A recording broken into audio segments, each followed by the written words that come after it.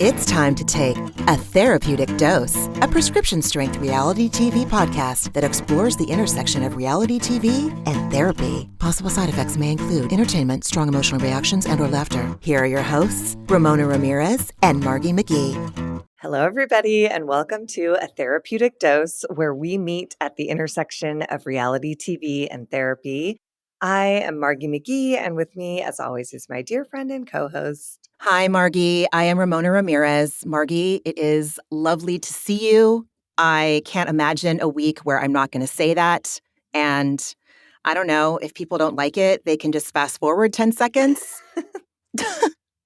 And we got to see each other in person We this did. weekend. It was We so did. great. That It was was the amazing. fucking best. That is definitely one of my antidepressants. Me too. For Our little sure.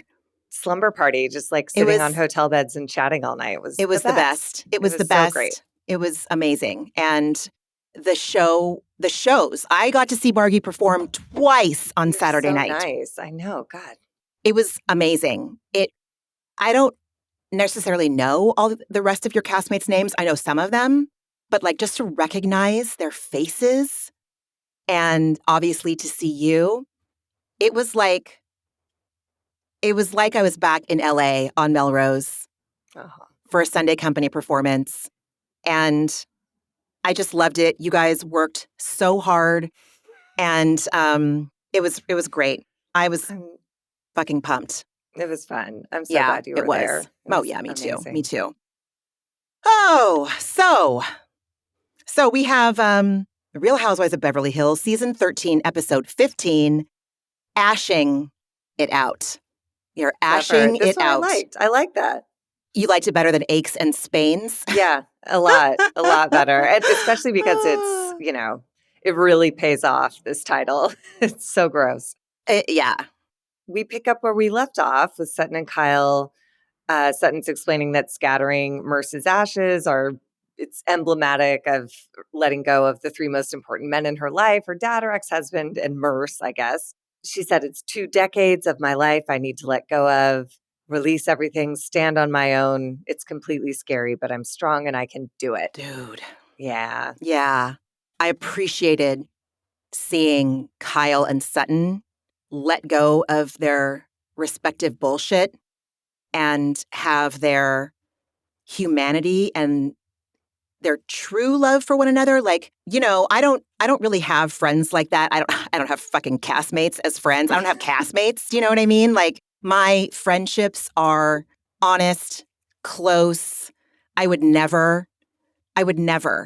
Maybe with my sister, we could get kind of Kyle and Sutton-y, but it's because it's your sibling. But not really. That's but different. Yeah. I mean, maybe my sister and I could be bitchy to each other, but we would always apologize right away. Or you know what? That might not even happen anymore. I'm just trying to think of an example in my life of where I would be like Kyle.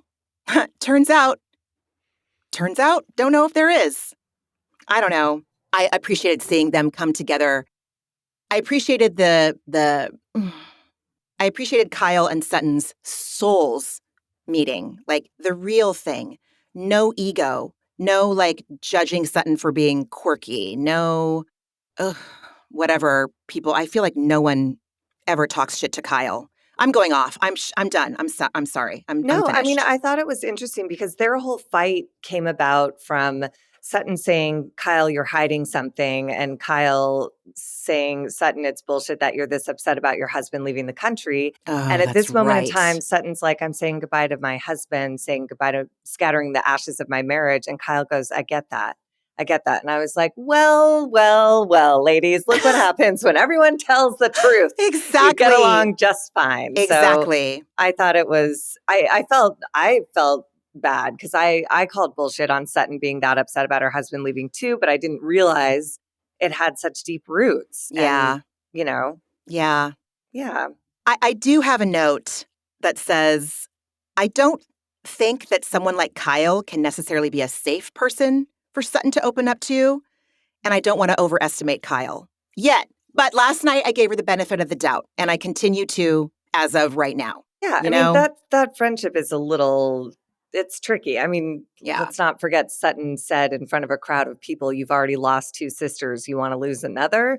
Like, that's so mean. It's crazy. I was about to rationalize that too. I'm literally about to rationalize that as I well. mean, there's a reason Yeah. she said it, but don't say that. You know Yeah. what I You're mean? Like, right. there's You're a right. nicer way to say that of like, you're hurting my feelings and you have a Yeah. pattern. Like, there's a way to say it where you're not doing it at a dinner party in front of everyone to humiliate. You know what I mean?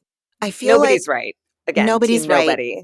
Nobody's right. And the thing that I talk about in therapy is that with someone like Kyle or Lisa Rinna or Erika, Dorit is probably not smart enough, but with the other 3 that I mentioned, okay.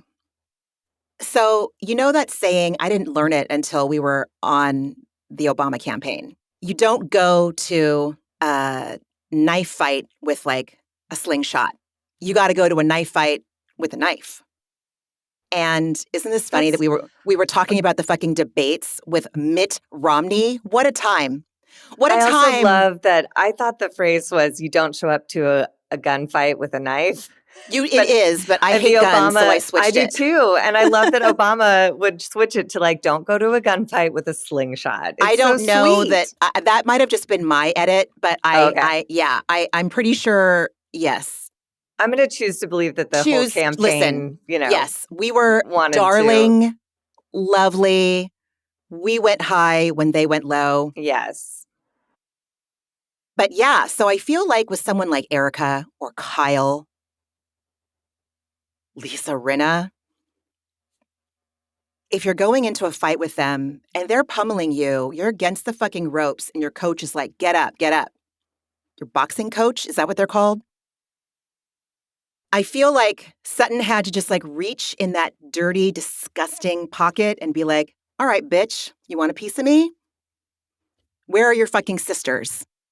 You know? Nobody has I to do know, that. I know that. And I know, I but understand. yeah, no, and I Those understand. are my issues. Like, yes. you know, Yeah. but yeah, No, you're trust absolutely me. right. No, and I think it's again like you've mentioned, I guess that was before we were on the air, but I was raised in a family of lawyers, and when lawyers fight, they're Ooh, so mean. I And I think I bet. witnessed how damaging, permanently Okay, damaging okay, words can okay. be. Yep, Um, even if even if you're in the right on one side or the yep, other of an argument, it right. doesn't it the argument never ends if that sort of stuff comes out. You know what I mean? I And I think do. that's the case on both sides with Kyle and Sutton. I think they've been horrible, They've been horrible. to each other. You're right. You're right. You're absolutely right. They've been horrible.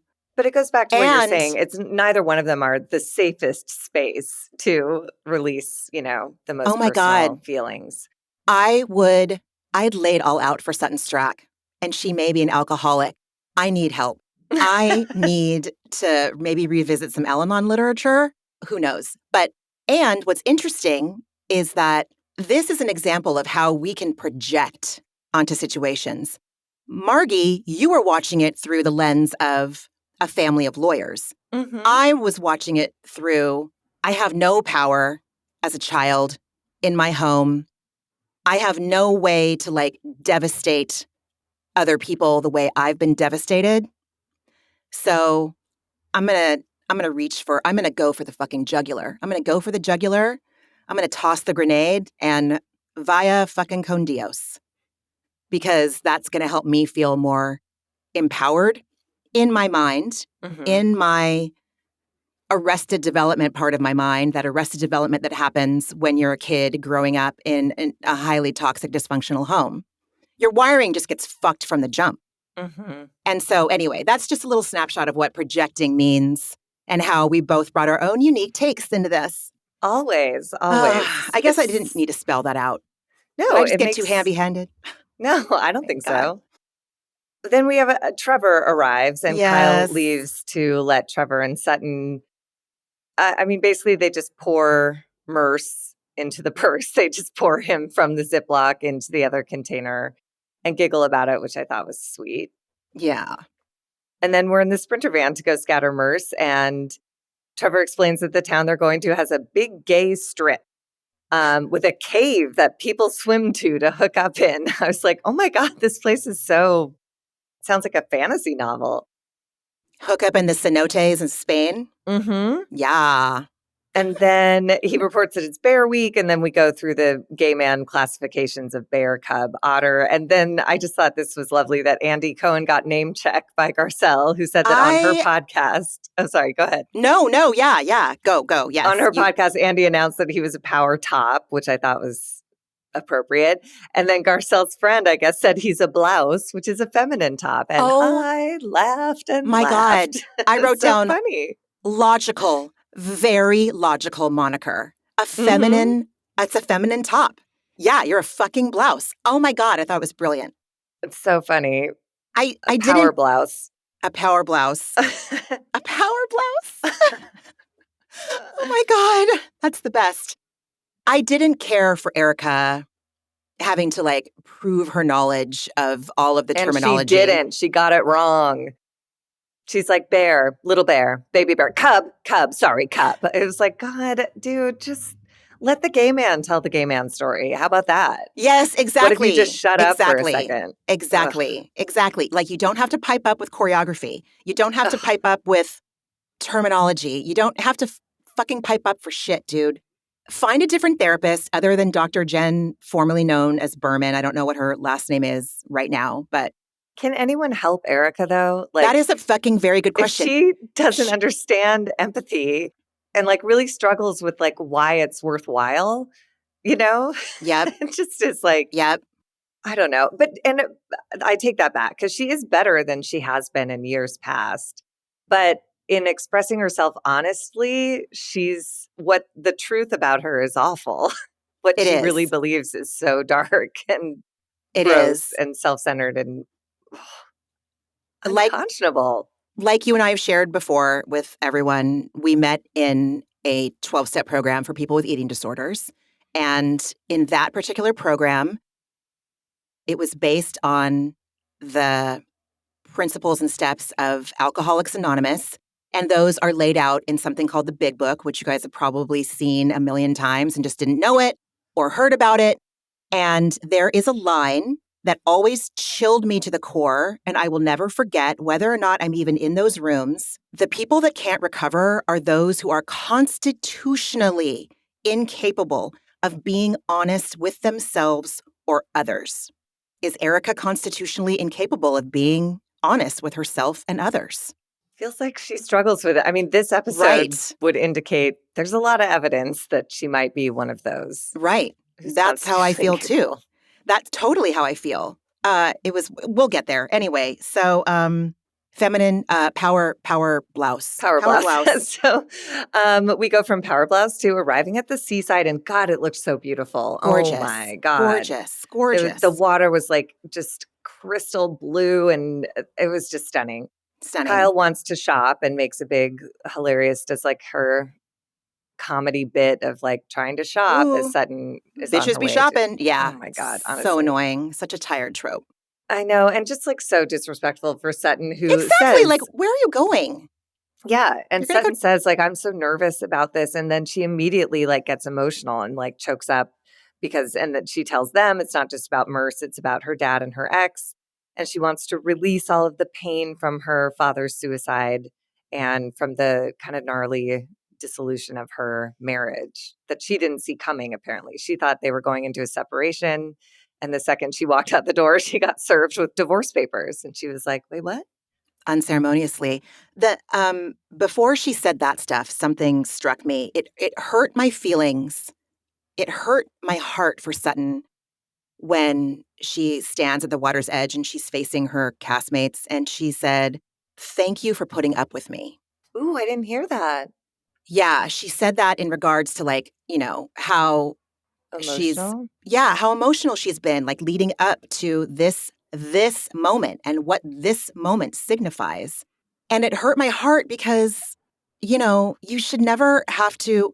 It's one thing if you're apologizing for behavior that like negatively affects other people, but maybe it was just part of her insecurities that she felt like she had to say that. I can understand that.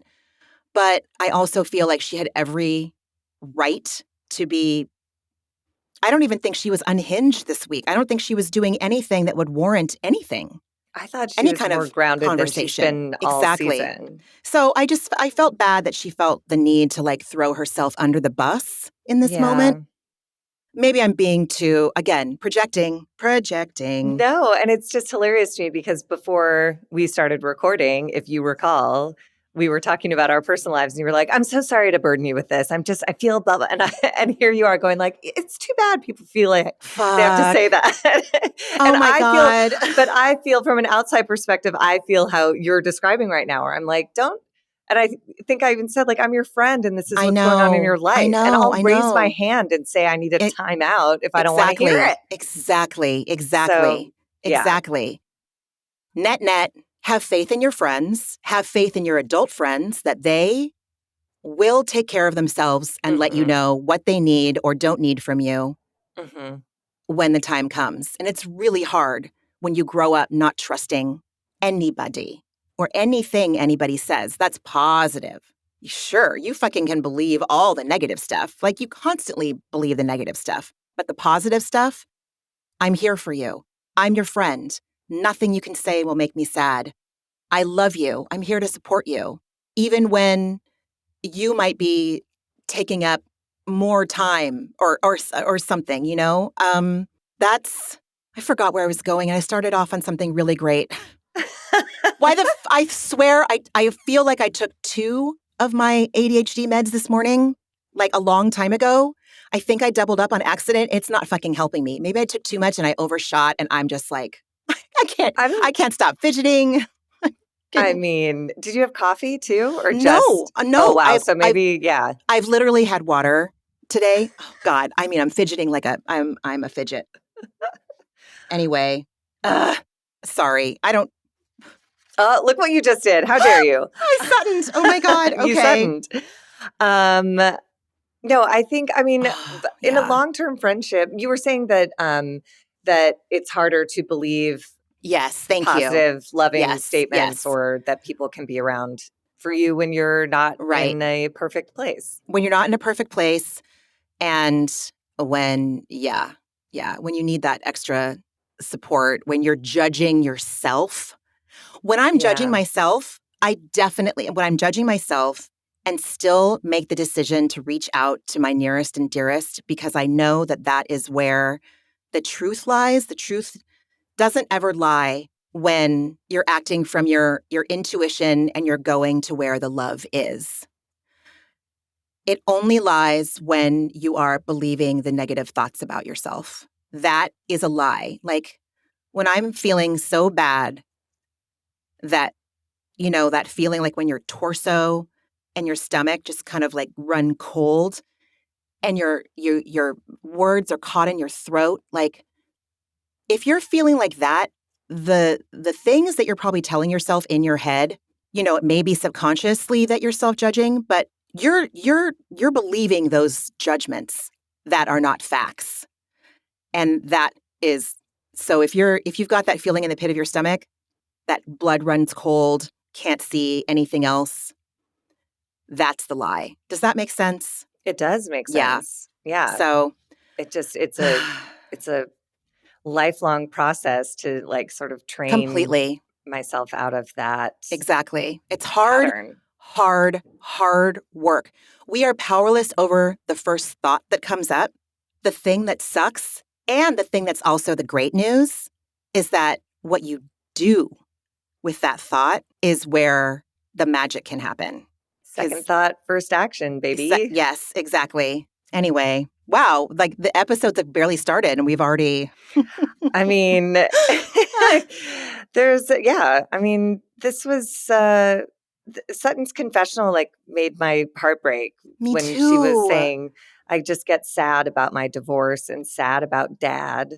She said it like a kid and sad about Yeah. Merce and saying goodbye to all 3 of them. Meh. And that she said, it's so silly. I was like, Sutton, no, it's not. She clearly has a hard time like Right. crying, I guess, Yeah. about this. Expressing grief. Yeah. Yeah. Expressing grief, holding grief. No one wants to hold it. Who the Well, and fuck it's was? also But that thing of like, if you can look like you're okay, it almost feels like these emotions aren't right. valid. It's like she Ooh. does have tons of money. She looks great. Her life's going fine. She's healthy. Her kids are good. She's best friends with So, Jennifer Tilly. She has a right. horse named So Santos. She I'm has an sure she Audi. does. She can convince herself that it's silly, but it's not Totally. silly. Like Totally. it's a unifying experience. Grief. Yeah. Nobody, no matter what socioeconomic bracket you find yourself in, nobody's exempt. So Nobody. I was glad to see her, like let her guard down a little bit. Oh, God, I just love Sutton. Fuck, I have a problem. And then we go from that very Mm. heartfelt confessional to Sutton scattering the ashes into the wind, and they blow back.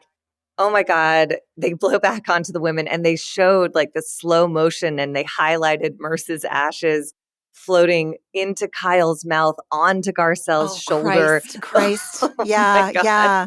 It was a lot. It was a lot.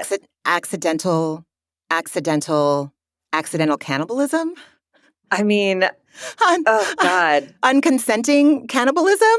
And having seen them pour those ashes into the receptacle earlier, like they were chunky and like, Okay, I don't yeah, know. yeah. You know what I'm saying? Yes, I Anyways, do. I I do. think everyone reacted They weren't appropriately. they weren't fine milled No. And I think that's the remains. way it goes. It literally looked like there may have been teeth in there, and it freaked me out. It Didn't did. it? It looked like there Yes, were a it couple did. teeth. It did. It did. It did. I don't know. I kept thinking I spent too much time thinking in my head, now what would I have done? What would I have done in order to prevent that from happening? I think I would have laid down on my stomach and stuck my arm with Merce's ashes over the edge and then dumped, so it would have just gone back onto the retaining wall. Mm-hmm. And I was like, but she was wearing white jeans. Well, she could have brought a towel and then lied down. I tried to troubleshoot this. Why? I don't know. Stupid. No, I mean, look, I think she had a vision of how it was going to go. And to be quite honest, I did too. When she Yeah. said, I'm going to scatter his ashes off a cliffside, I was like, oh, how romantic and wonderful. And then it's like the reality is wind, and it's gross. Win, dude. Yes. Um, Yes. so after Merce is scattered back onto the Housewives of Beverly Hills, Trevor departs our company, and it's time for the women to do their letting go ceremony where Yep. they all announce what they're going to let go of and throw their lays into the water. I really loved these, except for Erika and Anne Marie. Dorit's. And Oh Anne my God. Marie. And It was Anne like, what? Marie, I already Edit it blocked her out. out. Who Yeah, needs it? dude, seriously. Hers just okay, are you also constitutionally incapable, or are you in so much denial? I don't fucking know. She's doing something in order to cope with her reality. She's just vague. She was Yeah. like, I know everyone thinks I'm strong, but I want to do more work to be happy. And I'm like, what does any of that mean? It doesn't, I yeah. don't know what you're saying. So, okay, throw your She lay and expected let's us to move it along. read between a lot of lines. Yeah. But I don't even know. We don't know her well enough to read in between anything. Anyways, Garcelle starts us off, and she was honest and wonderful, and she broke my heart, and I Me related very too. much, where she said she wants to let go of feeling alone a lot and her abandonment issues, not having her dad in her life. And in her confessional, we learned this I haven't heard this story a lot, that her dad left when she was 3 and returned when she was 14. Like, what the fuck is that? I You have can't just no idea. I have no whatever. idea. And then the man of her dreams betrayed her, and now Yep. she's very protective of her heart. And she's comfortable being alone until she finds the right man. But you feel alone You a feel lot. alone. Like Totally. that's a real thing. And it didn't occur to me that it's something that you can try to let go of. So I was sort of inspired by this of like, oh my God, it didn't occur to me that you know, something you could let go of either. You're right. yeah, I want to let go of feeling yeah. alone. I love Garcelle so much. She's so clear. She's so clear. It was just such a vulnerable, beautiful moment. Crystal says that she wants to let go of controlling her brother, and she has so much emotion over this. And I get it, and I also don't get it. But that's okay if I don't fully get it. It's not mine to get. What do you it's mean? Crystal. I don't understand why she felt the need to control her brother so much in the past. Oh. Yeah. And so I don't understand. Obviously she loves him. She's invested in his life. She wants nothing but like the most amazing outcome for him, as we all do for everyone we love. We want nothing but fairy tale endings and magic for our people. But to intervene to the point where an engagement was ended seems to me a little gnarly. But then again, I also understand that because, half my family felt entitled to intervene with a lot of shit that was not within that should not have been their business. So, you know what? I take it back. I just had to verbally process that out loud. I No. apologize.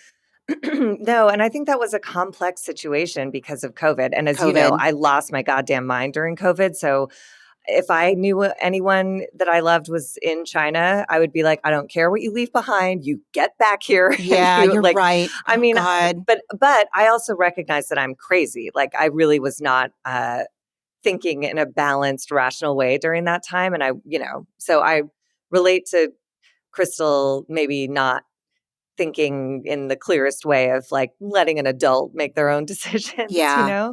But I also Yeah. appreciate that Yeah. Oh, my God. Yeah, you're right. You're right.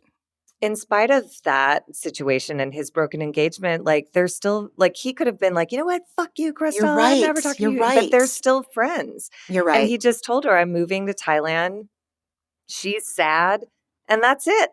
Like Yeah, you're it's right. just a new phase in their brother-sister relationship. And I You're thought right. that was lovely. You're That right. he's not holding any resentment or expecting anything to change. So he changed.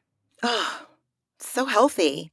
So healthy. You're right. You're absolutely right. And yeah, in the first few months of COVID, probably the first year, I was, uh, I was, I was some stuff. I'll leave it at that. I was some stuff and I did not hold back Oh, from other yeah. You people mean, with yes, their there were some choices. political Yeah. elements of this that became, There were some things. Yeah. yeah. Yep. Hmm. Anyway, so then we come to Anne Marie. And as Margie was Don't you think, I'm saying, just going yeah. to say, Oh, please. because I, of course, have reflected a lot on like what drove me over the edge during COVID. Mm-hmm. And I was nuts about people pulling, having their masks Oh, up. my And like, God. I was that person who was always like, keep your mask up, keep your mask, like just a monster. And I think, having evaluated it, it goes back to not being heard in my Oh, household my God. You're and like, absolutely right. and being like, I'm right. I know what I'm saying is right. Do this because everyone will benefit and nobody's listening. And so it just became COVID's problem My that God. nobody in my household paid attention to me. So 100%. Margie, I did the same thing. I talked about it with my therapist so many times mhm. between 2020 and 2022, probably. Completely.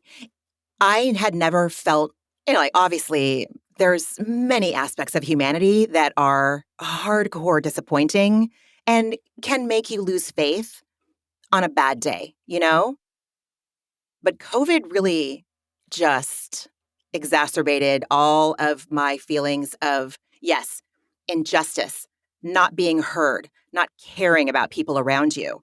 I had a mask that said, I ordered this from Etsy. It said, it goes over your nose. Yeah. People really, really liked it, or they were like, fuck off, bitch. Yeah. Anyway. I mean, and it became a whole like, it was a practice in live and let live. But my argument to Dude. my therapist at the time was like, but people are dying. Yes. It's not about Yes. live and let live. And she Yes. was like, Margie, like you cannot Right. control the entire population. You cannot stop COVID by being the mask police. Like Oh this my is not God. your I burden to know. bear, you psycho. Oh my God. So Totally. I mean, God how love many, me. Learned a God lot. love you. I love you. Yes. And I have this attachment too to like the cosmic/psychic scoreboard.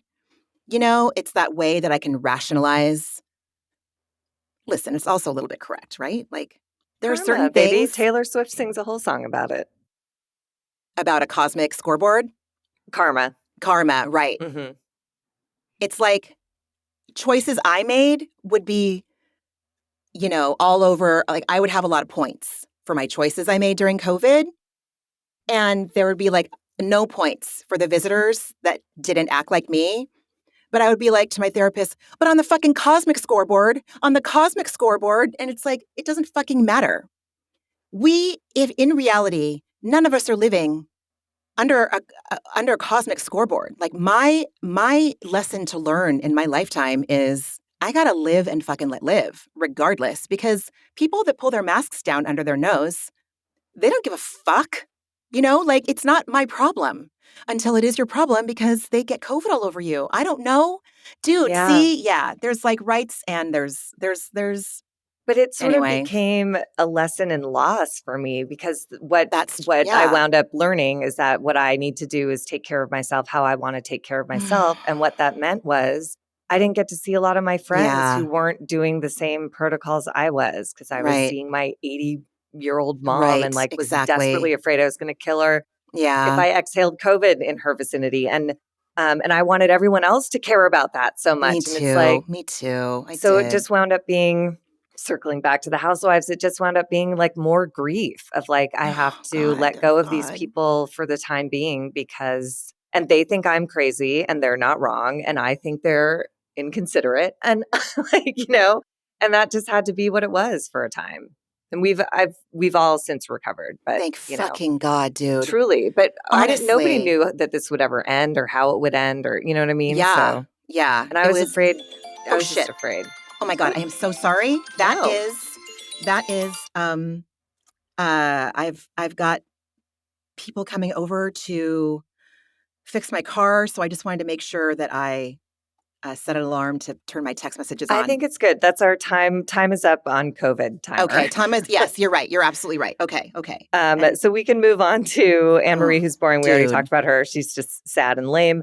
Dorit is trying to release her PTSD. And I did find her confessional useful when she said that she's trying to essentially let go of some of the expectations she has that PK might ever understand her PTSD. So that was interesting. It was interesting.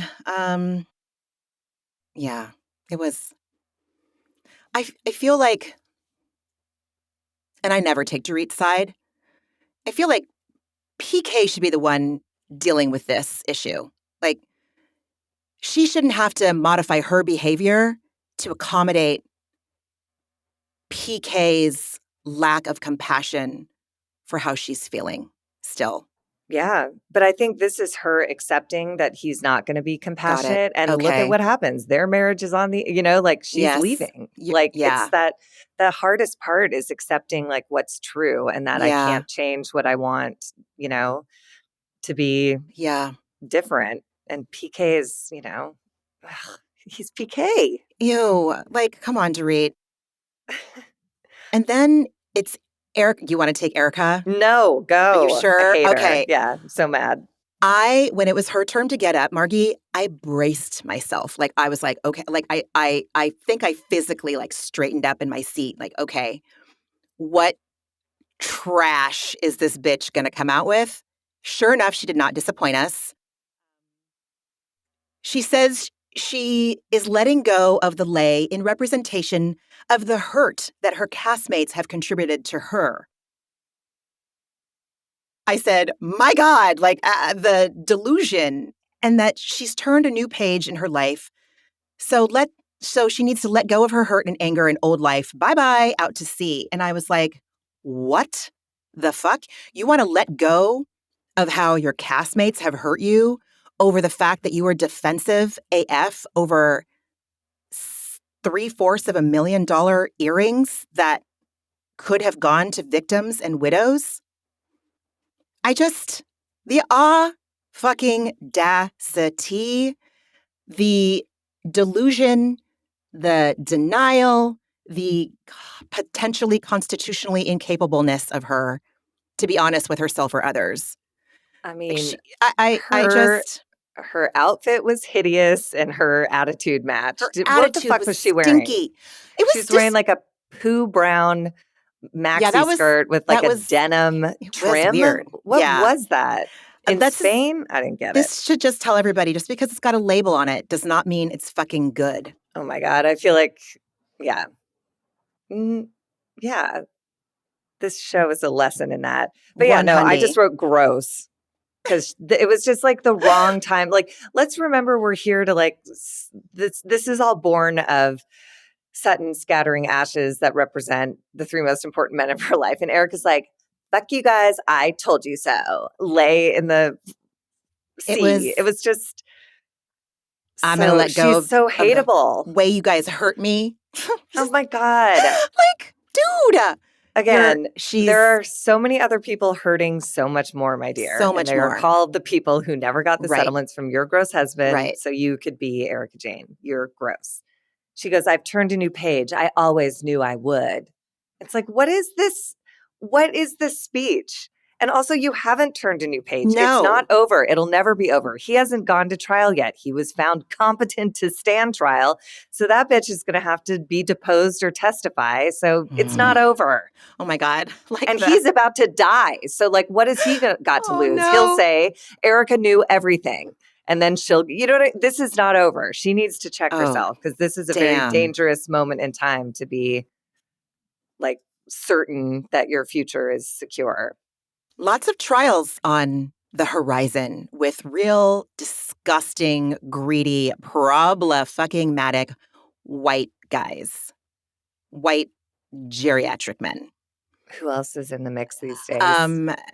Our oh, sure, Dad. Former quote-unquote president of the United States that just that's can't a whole stop other losing. Fucking podcast, right? Yeah. Can't stop losing. Judgment.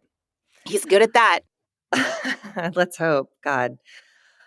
And then we have Kyle, who is releasing the guilt of just in a moment of whiplash where Erika's like, fuck you guys, my earrings are mine. And Kyle's like, well, I'm going to try and release the guilt of my friend committing suicide on my watch. Dude, and I know, right? My sisters hating me and my old resentments toward this group. So,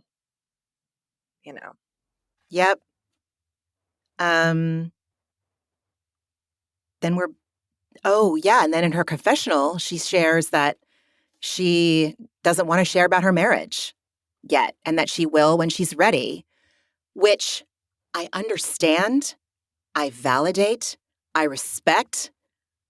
But if we roll tape, especially during the Lisa Rinna time, just be honest, just be honest, just be honest.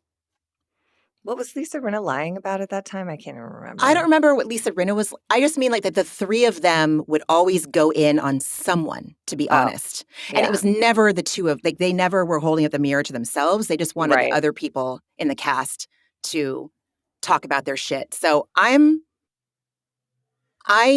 mean, we all saw in the blogs last week that what came out from the reunion is that Kyle was kind of the one that people were like coming for. Oh, I didn't see that. And I don't know. I'm kind of glad. Like, she doesn't get to just, talk for 13 seasons about being honest and open, or whenever she took on that crusade, and then not do it when everyone's like, what in the fuck is going on? It's not just that she was like, went from, driving a Suburban to like a full midlife crisis car or something, or that she... Well, in a way she did. She went from Mauricio to Morgan Wade. You know what I'm saying? Like, oh, God. I'm so naive. Sturdy, You're right. faithful car. And then suddenly she's with like a teenager who sings country music. Yeah. Okay. Well, my point is, Kyle, the lady doth protest too much, and I would like for her to pay her bill now. She just, she don't get to dish it out and not take it. I hate that too, which I also talk about in therapy. I got a real issue with injustice and shit not being fair, which is literally like the one thing that you should accept about life if you want to, A, have a shred of hope at happiness, and B, just like exist in the world on a daily basis. Because the minute you leave your house, shit is unfucking fair. Yeah, no, I suffered the same thing, and it is a serenity robber. It's totally, just like, and it's, connected to everything. It's everything. That sense of injustice is whatever. Yep. I did like that she said in her confessional that in the confessional, she's being honest about her marriage unraveling. And she said she wants to release the uncertainty, not having answers, not knowing what her future holds, letting all that fear go. And I was like, whoa, like, that's totally. I mean, that I imagine is the healthiest way to enter into a separation or a Yeah. divorce is just Yeah. being in acceptance that there are no answers, the future is unclear, and fear is not going to serve me. So onward. It's a brave, vulnerable place to be. I imagine that there's a lot of freedom in that place.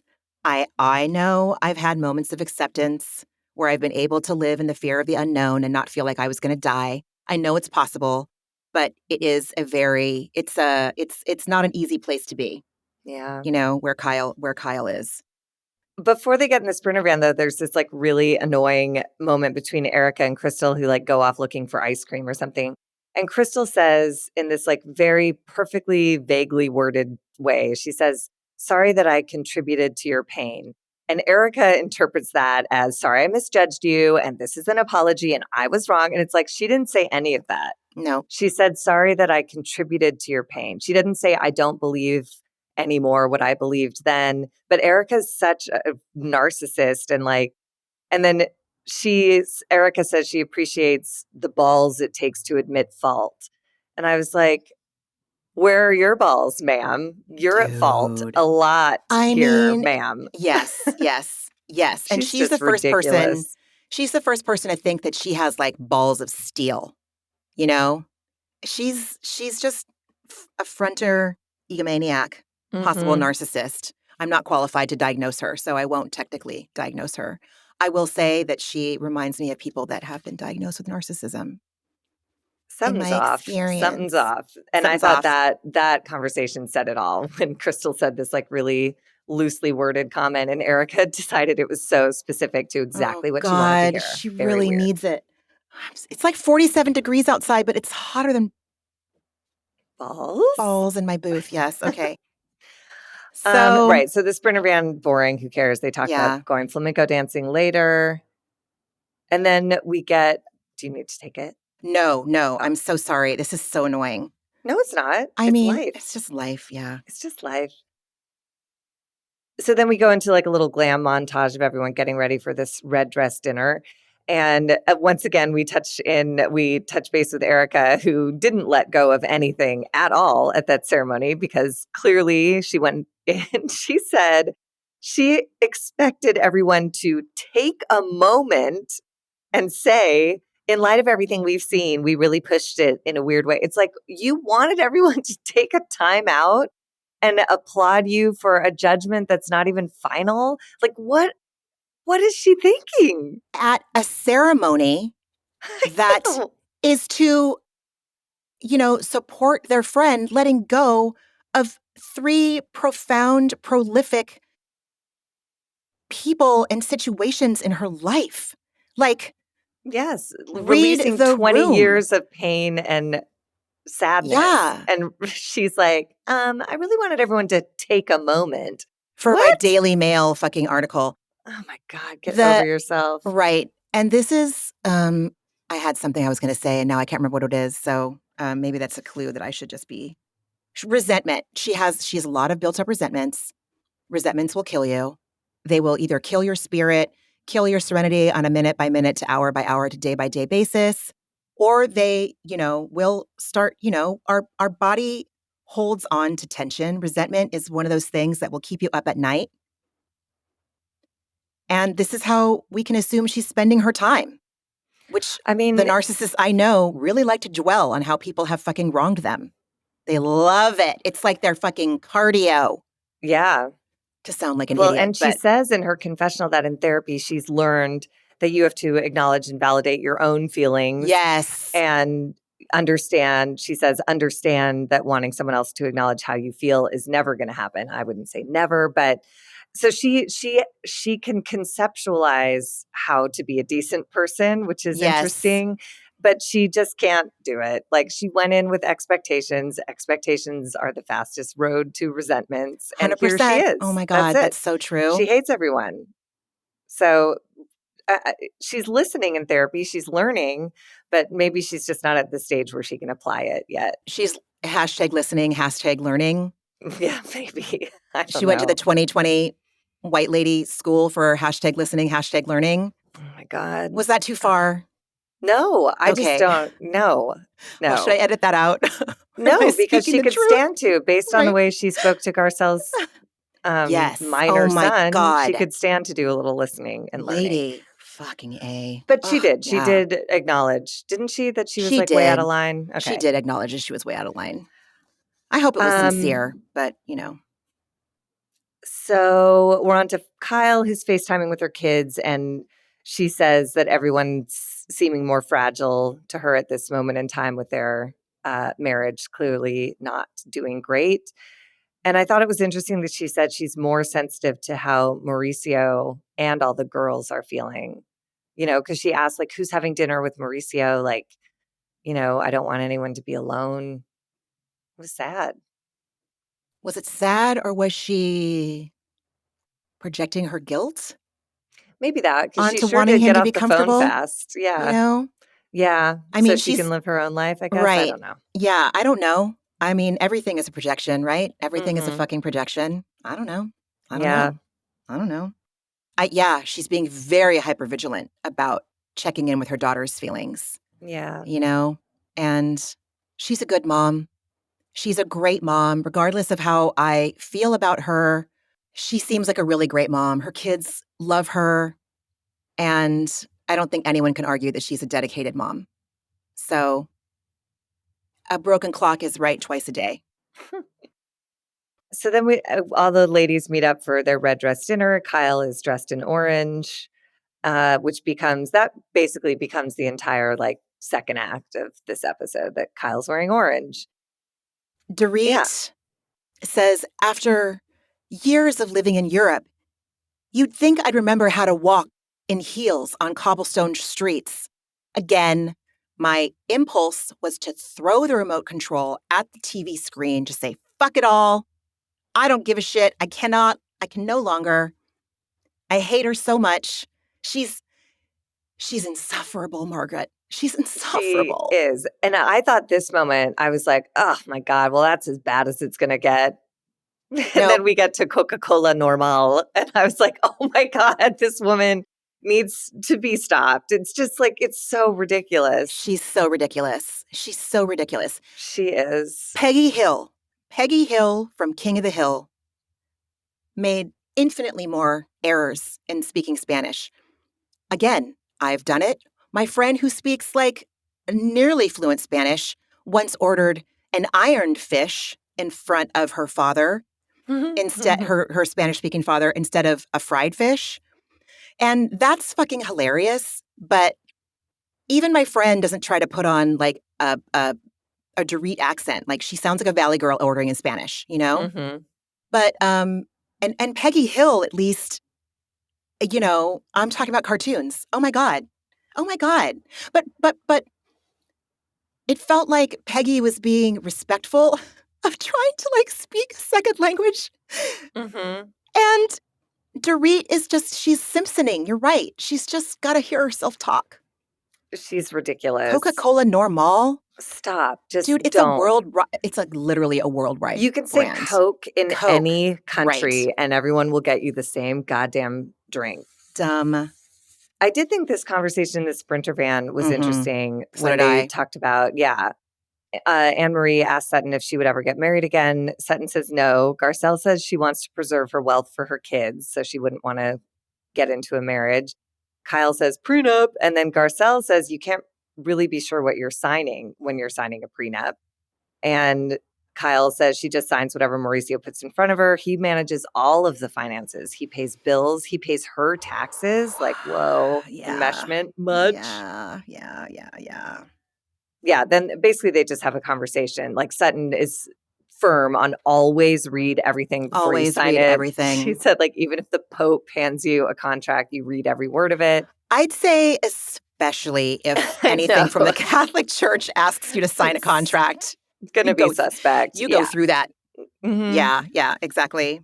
And then Erika, defending herself, is saying, like, it doesn't matter how well you read it. The lawyers can always find ways to screw you over or find loopholes. And I'm like, oh my God, you're so guilty. But, Ma'am. in her in her context, it's true, I guess. Yeah. But it's just she's just gross again. She's gross, and she's manipulating the situation to work in her favor, and I don't think she understands what's happening. But no. And she tried to convince us earlier in the Sprinter Van scene that she's going to go home and snuggle in bed with her dog and have guys come over for hot sex. I was just like, what? Yeah.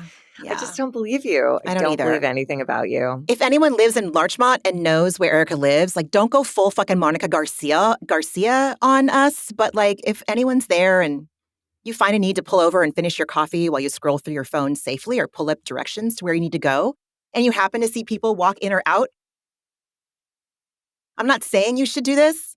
I'm just saying if you did do it and you shared with us who you saw, like, or if you saw anybody, like gentlemen callers, just anyone, like me, like I have a sick curiosity.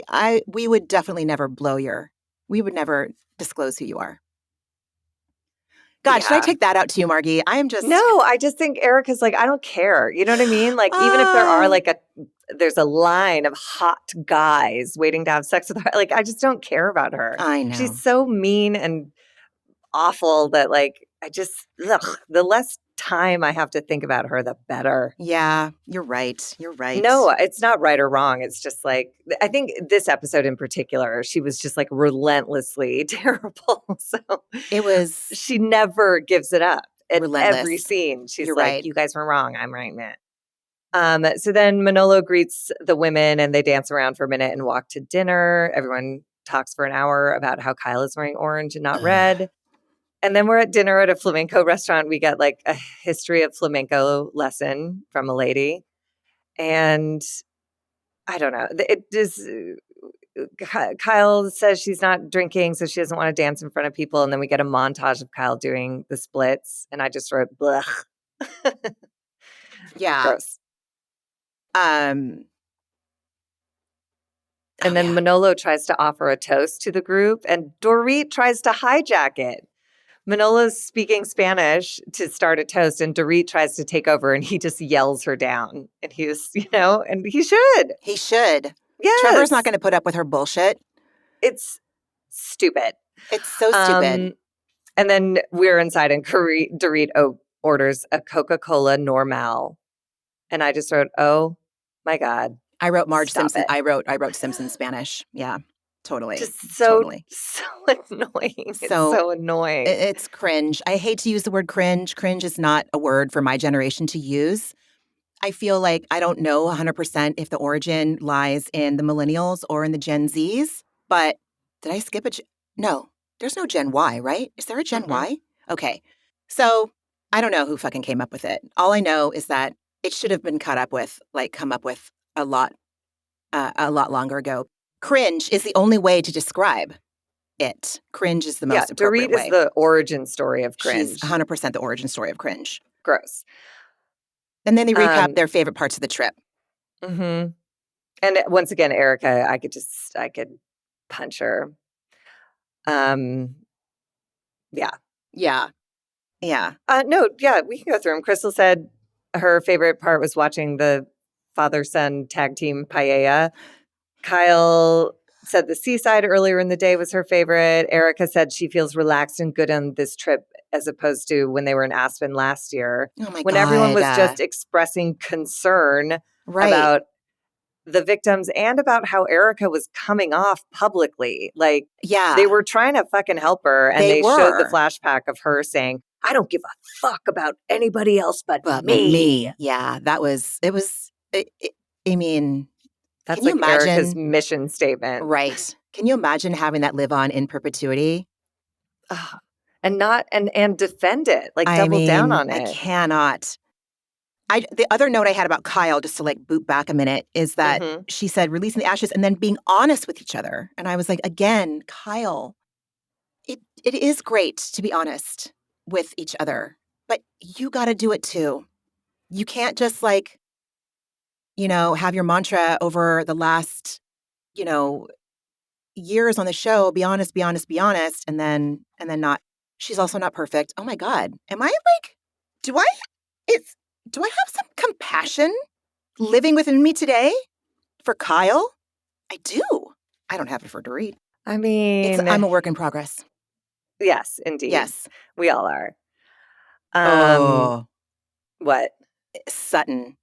Sutton, like, as Sutton comes in with, she oh, wait, do we want to talk about Erika more, or do we already know what she's going to say? No, Like, I don't. okay, yeah, you're She right. basically tells the group, like, trust is earned. So saying, like, she still doesn't trust them, even though nobody should trust her because she steals money from She victims steals and money, widows. and she's a liar. And Garcelle said in her confessional, which I thought sort of summed it up perfectly, she said, we wanted to see empathy and compassion from Erika. She gave us nothing. So No. onward. Now we're on to Sutton. So Sutton says in a very passive-aggressive way that she didn't get, like, a door-to-door invite from Erika Jayne to go see her show, her now shuttered. Is it shuttered now? Or is it still I continuing, think her she residency in had, Vegas? I don't know if she's still there, but she did all of her dates, you know? Yeah, I think they just, yeah, they locked her in for a certain amount of time. And I think she did it. but she says she's very happy for her that she got it. And Erika says, well, of course you're invited. So apparently she went to everyone, all the other castmates, and said, and did this, like, shtick, this Vegas shtick invitation to go see her show in Vegas, but didn't do it to Sutton, but then says, of course you're invited. And then Sutton, or someone brings up that, Sutton took the cast to go see Erika in Chicago before it shut down for COVID. Man, the Vegas thing, the tickets wouldn't sell. Chicago got shut down. She's got a lot of stuff to feel victimized about. Mm. But yeah, like Sutton took everyone over on the PJ to New York. Yeah. And Erika didn't deign to give her a door-to-door thing. Maybe she's still upset about What the fuck? But it was like, it was just a Magic Mike. promposal. It Like, was so it was dumb. like a limo. She I steps out know. in like a tinfoil catsuit and has two showgirls holding So poster stupid. board. That it was just like, skip it, Erika. You're right. It's not. Yeah. She's just hateable on every level. And I liked Sutton's confessional when she said that her mom made her invite every kid in the class to her birthday parties, and she'll show up for Erika, even though Erika was too petty to do the same. So When Erika goes low, Sutton goes high. I guess. Mm-hmm. Dorit, a.k.a. Dirty Foot, a.k.a. Dirty, a.k.a. Foot, Dirty foot. says that she cannot do the flamenco because of her dress and her shoes. And she really thinks that that's going to get her out of showing up for this stupid ass scene. However dumb it is, it's still like on the docket. So, suit up and show up. She just didn't want to dance in front of people and be on camera dancing because she's probably not a She good could dancer. navigate cobblestone streets and Exactly. like you can stomp Right. and clap your hands in those She's heels, you jackass. she's so lame. She's so Mhm. lame. And then we're back in LA. We are. Mm-hmm. We are indeed. Garcelle got some new high heels that were very expensive. Crystal is helping her kids with their homework. Erika rehearses her stupid show. Oh my God. Oh And my then God. the final scene of the episode is Dorit visiting Kyle, opening this huge aloe yoga merch box Yeah. with all of her cute athleisure. Ugh. And Dorit is so tired from jet lag that she's drinking a Coke Normale. However, now that she's back in the States, she just calls it a regular Coke.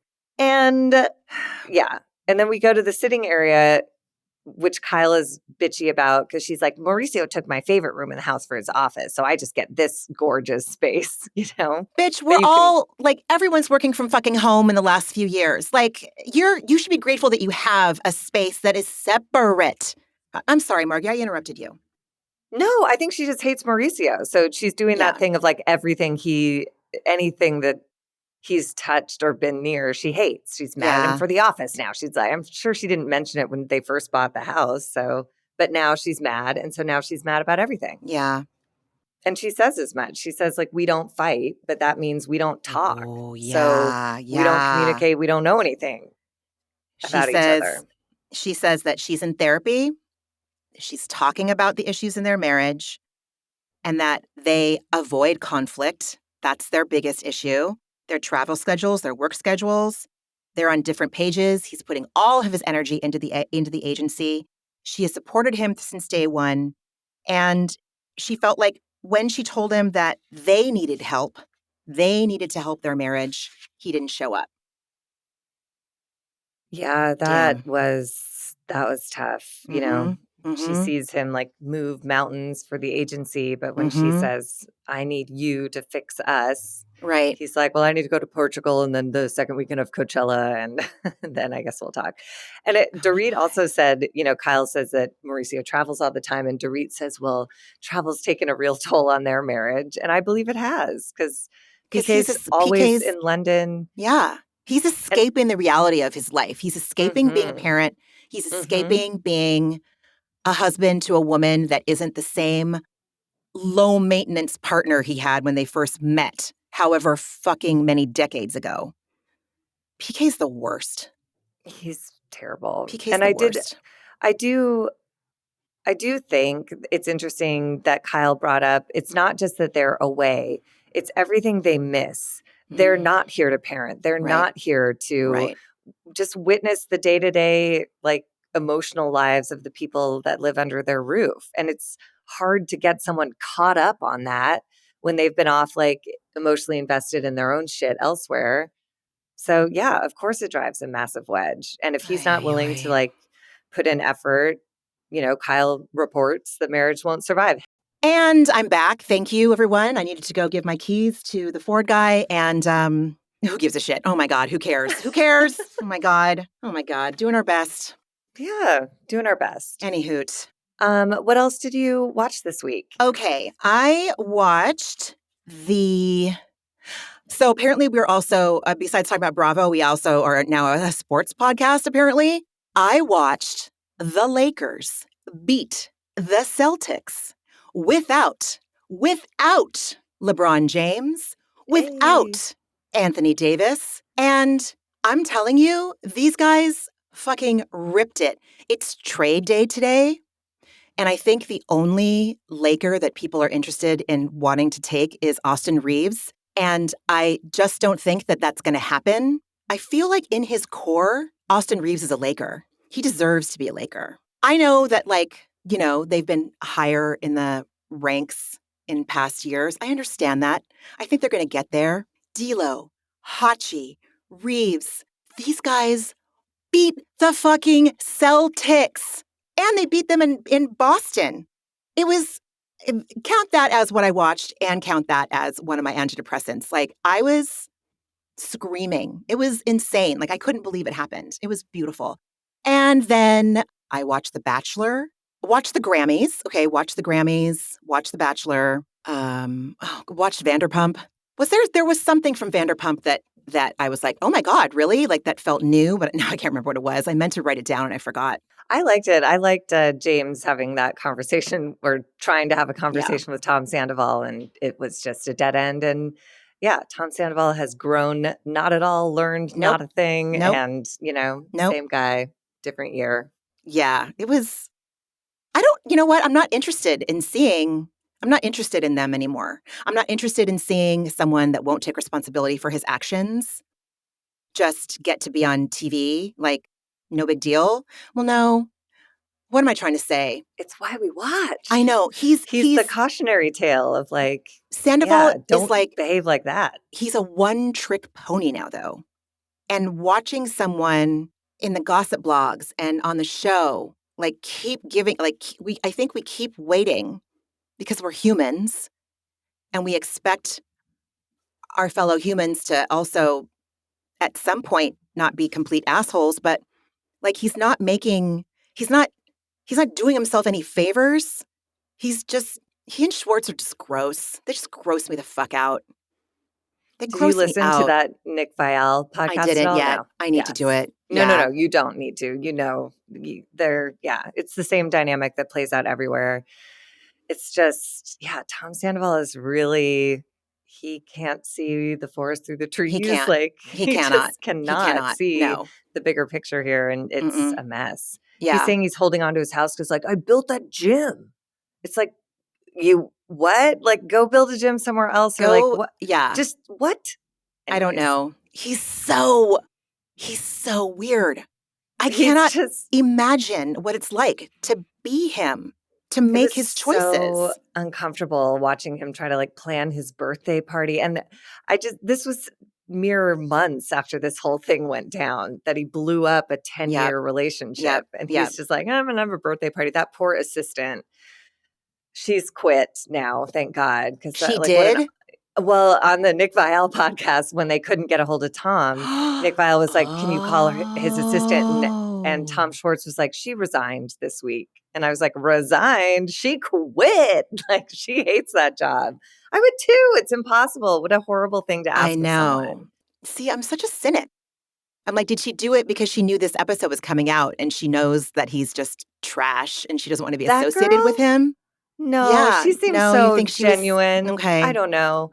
I think she was really giving it her best shot, but it's just an untenable situation and it's Okay. never changing. Nobody's selling the No. house. It's been like a year now, and Yeah. this poor woman is trying to Oh, God. Okay. All right. text All broker right. between those two. Jesus, can you fucking imagine? And they're there at the No. same time. Like I would, Ugh, yeah, dude, that would be gnarly AF. no. Yeah. What did you watch? Pretty much the same stuff. I loved the Grammys. I did Grammys are kind of the too. only award show that I care about anymore. And I loved it. I thought it was a great show. I mean, I'll date myself, but like Tracy Chapman, like I got a lump in my throat the Tears. second I Tears. was just like, oh my God. And she looks the same and she sounds the same. And it's not about that, of course, but it just was like, there was like a real nostalgia there and just a real appreciation of an artist. I was like, God, you Totally. are so special. Nobody can write or sing like you or play a Mm-mm. guitar like you. Like, and to hear the two of them singing together, it's just a really Oof. different quality Got of chills just thinking about it. yeah. Yeah. And I don't mind the other guy. I don't know country music, so I don't know really who he is, but he's fine. But her singing that song is just like a whole experience. So that blew my damn mind. And I mean, everything else about the show was great too, but it literally took my breath away. I literally like gasped. I couldn't believe it. Couldn't believe it was her. When they were starting and they were like, Billy Joel's going to perform, I was like, a new song? And I looked at Josh and I'm like, do we really need like another Billy Joel song? Like, is there another Billy Joel song? I was wrong. Yeah, we did. That's a good, classic, old school Billy Joel song. And I was wrong. And I'm admitting I was wrong. I was wrong. Well, so did he. I mean, the package that introduced that song, he was like, I was done singing. I didn't have anything to sing about. And then this kid found me. Kid, he's 35, but and they worked for a couple years on that, like I thought the show did a really good job of like sort of exposing the process of an artist. Like everything takes, Totally. it So takes much forever time. and then it Yeah. happens overnight kind of thing. Yep. Oh my So God. That's exactly the way to, yes, that's the perfect way to describe it. yeah. Yes. So that Vanderpump and the Grammys made the biggest impact. I watched The Bachelor too, but now I'm just like, it's starting to happen where I'm like, It's ho starting. hum. The It'll get good drama again. is the manufactured, ridiculous drama. But yeah, God, they've got to do it. This is how the sausage is made. We know Oh this when we sign yeah, up for it. absolutely. Yes. And what was your antidepressant? Well, I got to see you. I got to see you perform. I got to see you as my friend. B, it was a gnarly weekend. We spent Friday in the ER for Leo's birthday because he was so dehydrated from vomiting for 48 hours straight. So he hasn't had a birthday cake yet. Like he's finally he's just stuffing his face with food right now because he's trying to catch up with sleep and his body being deprived of food and calories for 2 or 3 days. Being there with him at the ER, it wasn't an antidepressant, but it just when I can show up for my baby when he needs me, it just makes me feel so fucking good. So yeah, that's an antidepressant. I'm going on a little girls' trip next week to a hot springs in Calistoga for a few days. Just Lee and I'm real excited about that. Have a little Galentine's day. That's going to be real nice. And it's sunny today, which feels like an antidepressant because I did not sign up to live in fucking California in order to have a month of rain straight. Gnarly, flood-inducing rain. I know it's the same where you live right now. I know that California rarely gets extreme weather like this, but I think this is our new normal, dude. This is our new normal. Absolutely. Like between late December and February, we're going to be Seattle/Portland. The Pacific Northwest is going to just become the fucking Pacific. I don't know. This is what we get. This is what we get. We're reaping what we sowed. Sowed? So. Yeah. I don't know. I don't either. Margee, what was your antidepressant? Now I'm fixated on the past tense of so. It doesn't matter. My antidepressant was all things San Francisco. I love that city. I stayed in Japantown for the first time. I'd never been there before. And it's like lovely, lovely walking neighborhood and so much good stuff. And like a Pete's not too far away, like it's all like, it's all whatever. It's a great neighborhood. The hotel was lovely.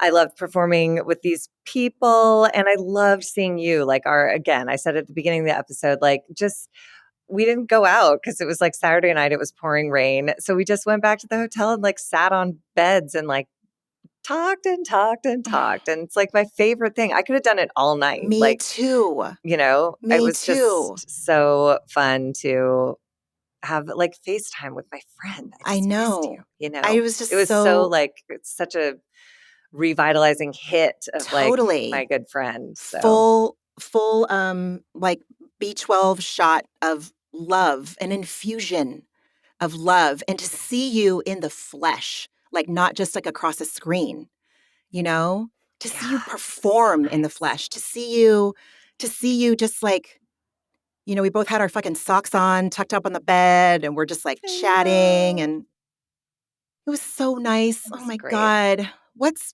better than your friends, dude? What's better than your fucking friends? And like that sort of rounded out my whole experiences. Our flights got canceled because the world is ending with this storm that came through. And we were at the airport, the flight gets canceled. Everyone's in total acceptance. Nobody's like yelling. Everybody's just like, well, fuck, let's get our tickets refunded and rent a car.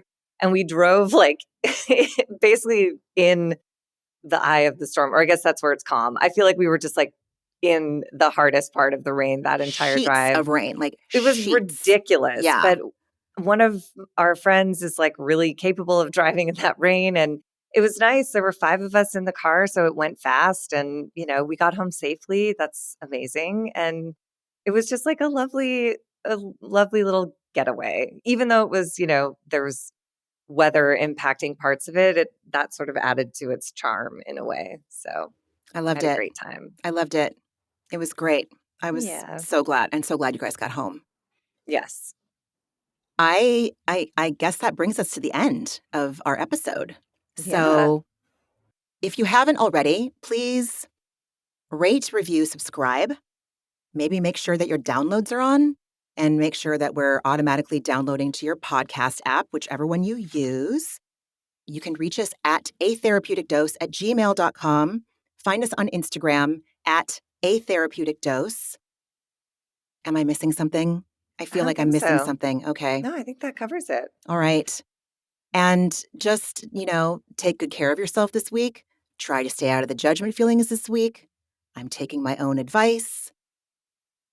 Go to where the love is. Go to your friends. Go to your journal. Go to your therapist. Oh my God, send us a fucking email. We would love it. And we will never, disclose what you share with us. Like I'm not claiming to be an expert on shit, but I am always going to be a friendly ear, shoulder, presence. Oh my God. I think I took 2 Vyvanse, dude. I'm fucked. I think you did. I am fucked. It's like having the opposite effect. It's like making me like go back to like not being medicated. No, it's just like, it's just God.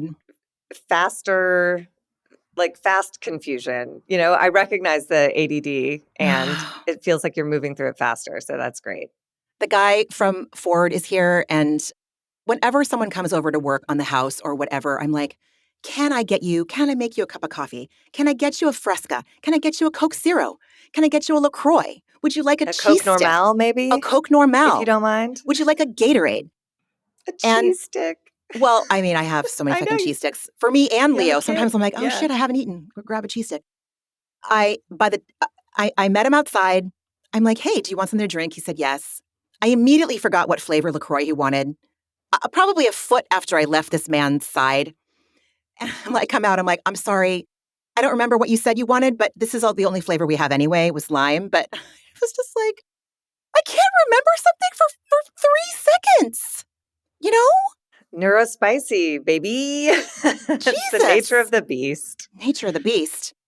Everyone, thank you so much. And come back next week. Yeah, we'll take care of yourselves and we'll talk next week. One Vyvanse next week, yes.